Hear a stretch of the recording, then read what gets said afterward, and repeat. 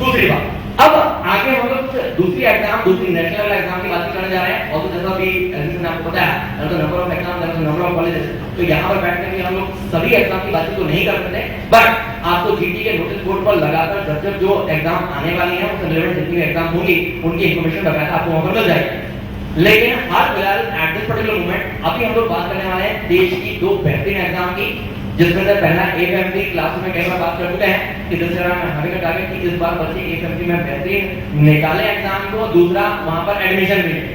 कुछ बच्चे होते हैं कि निकालने के बाद भी आर्मी से डरते हैं और उसके बाद में छोड़ देते हैं, ऐसा बिल्कुल नहीं करना है। क्यों नहीं करना है उसके बारे में बहुत सारे क्लासरूम में भी बताया जा चुके हैं। कुछ लोगों को बॉन्ड वगैरह याद आ चुका होगा कि क्या बॉन्डिंग होता है क्या नहीं होता है। और उसके बाद सबसे पहले एक बात समझे, सीबीएसई पीएमटी और एमपी पीएमटी को तो सभी बच्चों को फोकस करना है, बहुत ही जुनून के साथ में, बहुत ही टारगेट आउट करके उस एग्जाम को क्लियर करने की कोशिश करनी है, and you will do it, that's my personal thing.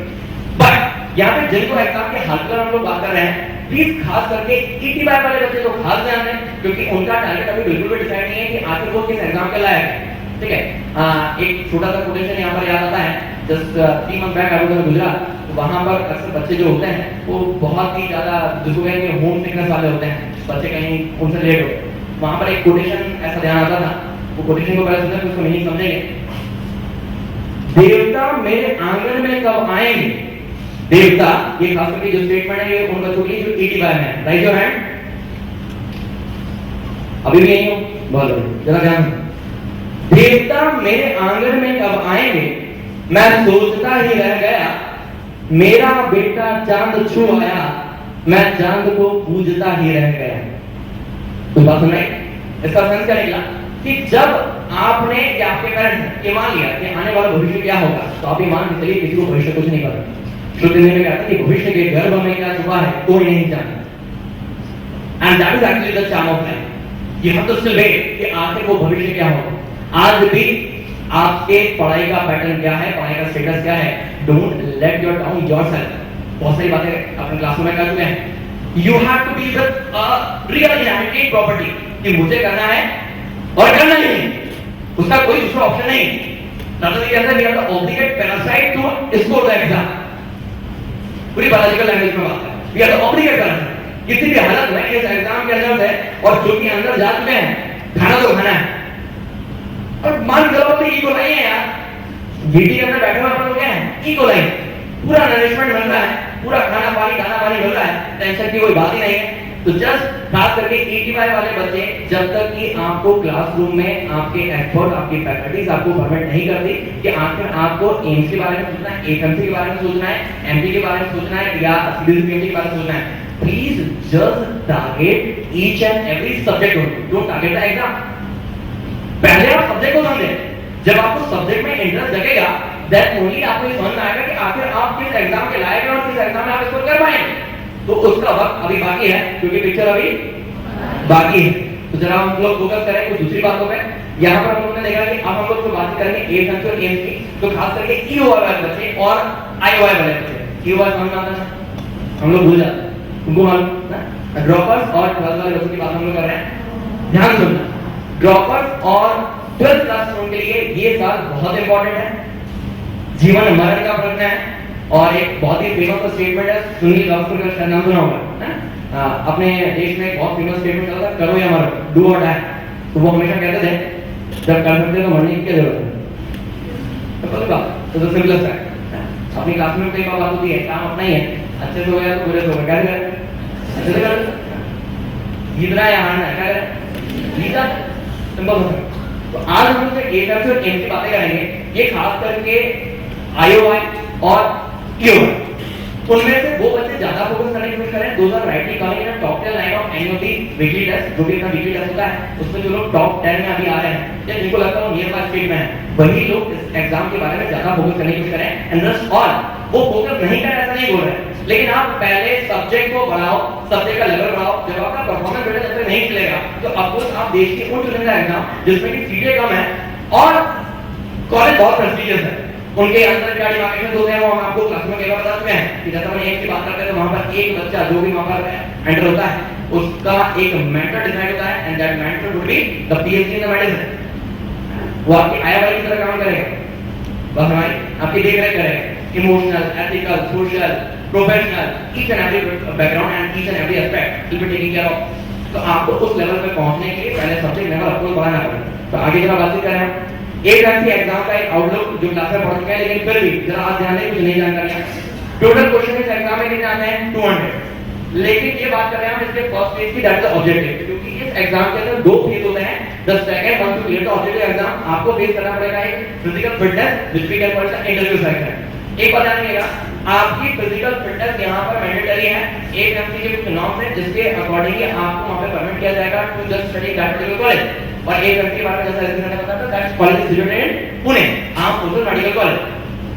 आप जब उस कॉलेज में एडमिट होते हैं तो बीइंग स्टडीइंग ओनली आपको वहां पर अपॉइंट किया जाता है एज अ लेफ्टिनेंट, ठीक है। आपको वहां पे बहुत सारे स्टेटमेंट होते हैं, जैसे बातचीत करते हैं that exam is just free of cost, है ना। तो फ्री में अंदर जाने के लिए बहुत कुछ चाहिए, है ना, दिमाग भी चाहिए, सब में बॉडी भी चाहिए, शरीर भी चाहिए। वैसा अच्छा बता दिए, कल सुबह 4 बजे से उठ के दौड़ना शुरू कर देता हूं। डोंट डू दैट, पहले क्लियर कर दिए। कोई रियल सिक्स वगैरह एनालिसिस कुछ भी ज्वाइन नहीं करना, है ना। अपना फिगर मेंटेन ना करें। उसका रीजन है कि सबसे पहले आपको mother subject that is biology, chemistry, physics और यहाँ पे दो एडिशनल सब्जेक्ट्स और आते हैं, उनके बारे में डीप में जाने की जरूरत है। Whatever the physical fitness you are having, that's okay, उसको आप मान के चलें। उसके बाद जब आपकी एग्जाम सारी खत्म हो जाती है और आप एक एमसी का फर्स्ट फेज क्लियर कर चुके हैं, उसकी रिपोर्टिंग आपको पहले मिल जाती है। तो जब वो कॉल करते हैं उसके बीच में लगभग 1 महीने का समय होता है, then you can invest over the physical fitness. ये बात सभी को समझ में आई? ये बहुत इंपॉर्टेंट है कि आप फिजिकल फिटनेस के प्रैक्टिस की तैयारी तो करें, लेकिन उसका समय बाद में month to clear the first phase. सबको बात में आई?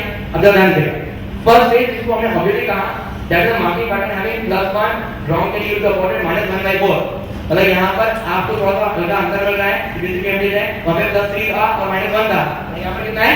+1 and -1/4 and 0 of course will be awarded for the no attempt। अब टोटल मार्क्स कितने हो गए? 200, क्योंकि 200 क्वेश्चन है। पेपर का टाइम ड्यूरेशन रहेगा 2 घंटा। पैटर्न ऑफ क्वेश्चन है ऑफ कोर्स ऑब्जेक्टिव। अब यहाँ पे जरा देखिए एक बार एनालिसिस बना हुआ है जिसमें नीचे सब्जेक्ट्स के नाम है और ऊपर उनके क्वेश्चन नंबर दिए हुए हैं, मतलब कितने क्वेश्चन नंबर उस एग्जाम में पूछे हैं। बायोलॉजी में आपने देखा that is 50, that is full botany का जुलम। केमिस्ट्री में आप देख रहे हैं 50, फिजिक्स में आप देख रहे हैं 50। दो एडिशनल सेगमेंट, क्या नाम है पहले का? Intelligence, logic and reasoning, and the second is what? English language and comprehension.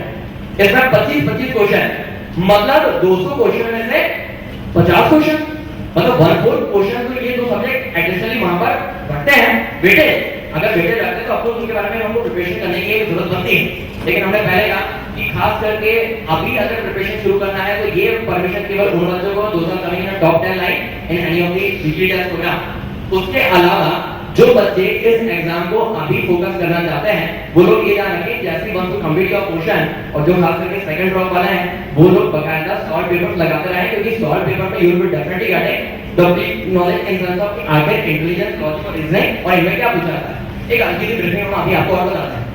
Intelligence, logic and reasoning what is, यहाँ पर आपको ध्यान देना है कि एक तो इंटेलिजेंस से रिलेटेड कुछ लॉजिकल क्वेश्चन, जैसा फिजिक्स में आपको कुछ वो गेट वगैरह के क्वेश्चन करते हैं, लॉजिक गेट वगैरह कुछ नाम देते हैं, उसी से रिलेवेंट कुछ क्वेश्चन यहाँ पे पूछा जाता है। अपार्ट फ्रॉम शायद आपने जीएस का नाम सुना, जीएस नहीं जीएसआईडी की बात कर रहे हैं, जनरल स्टडीज करके क्वेश्चन होगा आईएएस के अंदर, वहां पर उससे रिलेटेड बहुत सारे कुछ ना कुछ जीके के क्वेश्चन आते हैं, उससे रिलेटेड यहाँ पे क्वेश्चन आएंगे। उसके अलावा आर्किटेक्चर का नाम सुना है हमें, उसके अंदर एक क्वेश्चन आता है जिसमें बकायदा 4 सिंबल दिए हुए हैं, तो आपको 5वां सिंबल प्ले करना है। ये सबके रिलेवेंट क्वेश्चन यहाँ पर पूछे जाते हैं, will be guiding in the solve paper, और ऑफ कोर्स उसके बारे में कुछ बातें क्लासरूम में जरूर होंगी। The additional segment that is English language and comprehension, मतलब इंग्लिश लैंग्वेज। अच्छा पहले उन्होंने दूसरा ये क्वेश्चन दिया क्यों गया, क्वेश्चन लग जाता है हमसे इंग्लिश सुधरवाएगा क्या ना। देखो बेटा, एक सब्जेक्ट को अंडरस्टैंड करने के लिए सबसे प्रीमियर रिक्वायरमेंट होती है किसी language, that could be Hindi, English और एनीथिंग। लेकिन क्योंकि आपने देश के सभी मेडिकल कॉलेजेस में what the uniform language what will be using that is English, तो ऑफ कोर्स वो आपसे एक्सपेक्ट करते हैं कि आपको इंग्लिश आती हो। किताबें तो दे दी, एनाटॉमी दे दिया, फिजियोलॉजी दे दिया, बायोकेमिस्ट्री दे दिया, पैथोलॉजी दे दिया, अब आप लोगों को इंग्लिश आती नहीं, जिंदगी बर्बाद। क्लियर?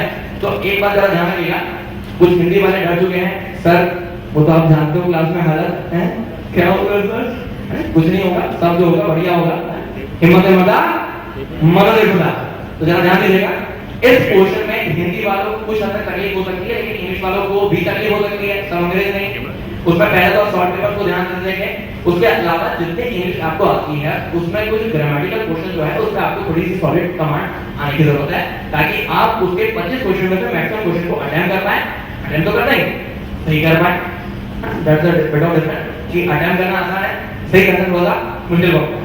पेपर सबका अच्छा जाता है, रिजल्ट खराब होता है। पेपर कोई भी पूछ लीजिए हाँ कैसा है, अरे गंदा एकदम बढ़िया, तो दिक्कत नहीं, थोड़ा रिजल्ट की बात अलग है, वो मत पूछिए। चलिए ये बात थी 8 एमएससी की। अब अपन आगे बढ़ते हैं। Now that is first and last target, है ना, that's a dream of each and every biology people, that is what all India institute of medical sciences situated at Delhi, जैसा कि एसपी सर ने बताया। इस एग्जाम को जरा ध्यान दीजिएगा, टोटल क्वेश्चन कितने हैं 200। पहला पॉइंट क्या निकला, तो जितनी एग्जाम अभी तक अपने यहाँ डिस्कस करी है about the whole CBSE PMT, MP PMT, AMP and the M, उन सभी के क्वेश्चन कितने आ रहे हैं 200।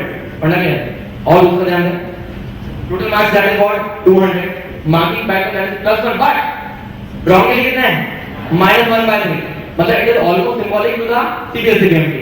तो बच्चों को समझ में आया कुछ नहीं आया, अरे महानुभाव, जब वहां पे +3 -1 है और यहाँ पे +1 -1/3 है, that mean the difference is the same है। लेकिन एग्जाम में जमीन और आसमान का अंतर होता तो चल जाता, आकाश पाताल का अंतर है ना। थोड़ा आगे बढ़ो, इस एग्जाम के अंदर टाइम ड्यूरेशन आपको कितना दिया गया 3.5 घंटा, it's the maximum time given to the each and every student. क्यों, किसी भी एग्जाम में आपने इससे ज्यादा टाइम ड्यूरेशन नहीं देगा। उसका रीजन सबसे बड़ा क्या होता है, उन्होंने क्वेश्चन देने के पहले प्रॉस्पेक्टस में लिख दिया आई एम नॉट नहीं लिखा, वी आर नॉट लिखा होगा, लेकिन फिर पेपर नाम लिखा है ना, सामने लो मान लो एम्स खड़ा हुआ है, देखो मत घूर के वहां पे बोल दिया we are not providing any syllabus, तो सिलेबस नहीं देते। उन्होंने क्या दिया, जितना पढ़ के आया है या आई है, दोनों के लिए। बोले सर मेल की अलग तो नहीं होती, नहीं, तो जितना पढ़ के आए हो क्वेश्चन देते हैं, करते बने कर दो, नहीं करते बने निमट जाओ, सिंपल फैक्ट। और टाइम ड्यूरेशन होना मैक्सिमम की। एग्जाम कैसी है, दैट इज ऑब्जेक्टिव बेस्ड, लेकिन यहां पर भी दो सब सेक्शन है, सभी ने सुना होगा एआर नाम, एआर सर की बात नहीं कर रहे हैं, that is assertion reason section. पढ़ना क्लियर है, assertion reason, that is one of the symbolic pattern for the M. First of the time they launch, उसके बाद में आईआईटी ने भी उसको लिया, कई बार इससे रिलेटेड क्वेश्चन आजकल एएमसी में पूछे जाने लगे हैं, और कुछ हद तक एक बार सीबीएसई पीएमटी की प्रीलिमिनरी एग्जाम में देखा गया था, एक बार ऐसा हुआ। लेकिन मैक्सिमम क्वेश्चन यहां पर एम्स में सर के पूछे जाते हैं, लगभग हर सेक्शन में 20 क्वेश्चन इसमें आते हैं। जरा देखिए अभी अपन एक 12 एनालिसिस में हल करेगा। बायोलॉजी में आप देख रहे हैं 60, केमिस्ट्री में आप देख रहे हैं 60, फिजिक्स में आप देख रहे हैं कितने 60। एक एडिशनल सेगमेंट है दैट इज जीके, कितने क्वेश्चन है 20, टोटल का आपका 200। लेकिन यहाँ पर ये जो 20 क्वेश्चन है, हमने आपको पहले कहा था कि इसके लिए आपको बाबर और अकबर की गलियों में जाने की जरूरत नहीं है। किसने कब क्या खुदवाया, किसने कब क्या जुड़वाया, वो भाड़ में जाने दीजिए।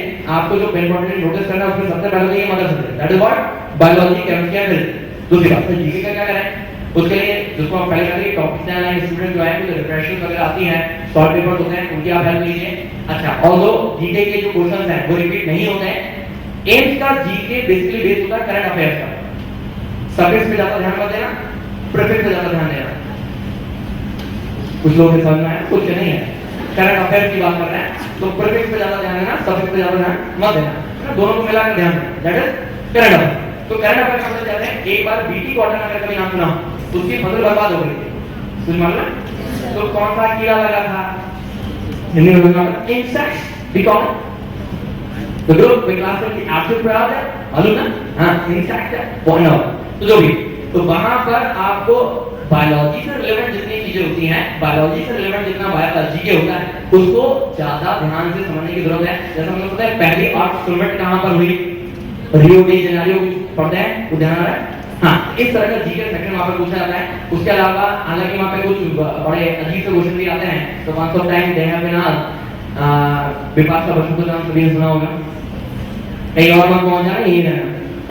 तो विपाशा बसु आखिर किस ब्रांड को इंडोर्स करती है, इंडोर्स करती है मतलब समझ में आता है नहीं, कुछ किसके एडवर्टाइजमेंट करते हैं ना, किसको प्रमोट करते हैं, इस तरह के क्वेश्चन भी आ जाते हैं, बट यार इररिलेवेंट है, लेकिन इस तरह के क्वेश्चन पढ़ लिया तो ठीक है, याद है तो ठीक है, और उसके लिए अलग तैयारी करने की जरूरत नहीं है, नहीं तो हर सैटरडे संडे नॉर्मल पढ़ने लगते हैं, डोंट। उसके अलावा एक माइक्रोलॉजी का सेक्शन इसमें और खास करके पूछा जाता है, लगभग EOY के सारे बैचेस के अंदर और ETY नहीं है IOY के बैचेस में है EOY और IOY इसमें मैथोलॉजी की एक क्लास अपन लोग ले चुके हैं। सबकी पूरी कहानी है कि कौन किसका माता था, कौन किसका पिता था और वो सब बातें करते हैं। वो एक क्लास में हम लोगों ने मैक्सिमम क्वेश्चन जो क्वेश्चन रिलेवेंट आते हैं मैथोलॉजी में उसको कवर करने की कोशिश करी। लेकिन इसका मतलब ये नहीं कि आप लोग सुबह सुबह सबसे पहले उठाएं Bhagavad Gita, don't do that, Quran, Bible, don't. जितना आपको नॉर्मली मालूम है ऐसा मानते हैं कि मालूम आई होप तो उसी से रिलेवेंट जितने क्वेश्चन आप बना पाए दैट्स ओके। ज्यादा एम्फेसिस इन चीजों पर ना दें। क्लियर सभी को? अच्छा, एट लास्ट कंक्लूजन एक बार क्या निकलता है? कंक्लूजन ये निकलता है, हम थोड़ा पीछे चलते हैं। सबसे पहले हम लोग चलते हैं और पीछे और पीछे और पीछे, बस इसके बाद एक स्लाइड बढ़ाइएगा। यहां पर आपने देखा बायोलॉजी के कितने हैं? 100 आउट ऑफ 200। हम लोग आगे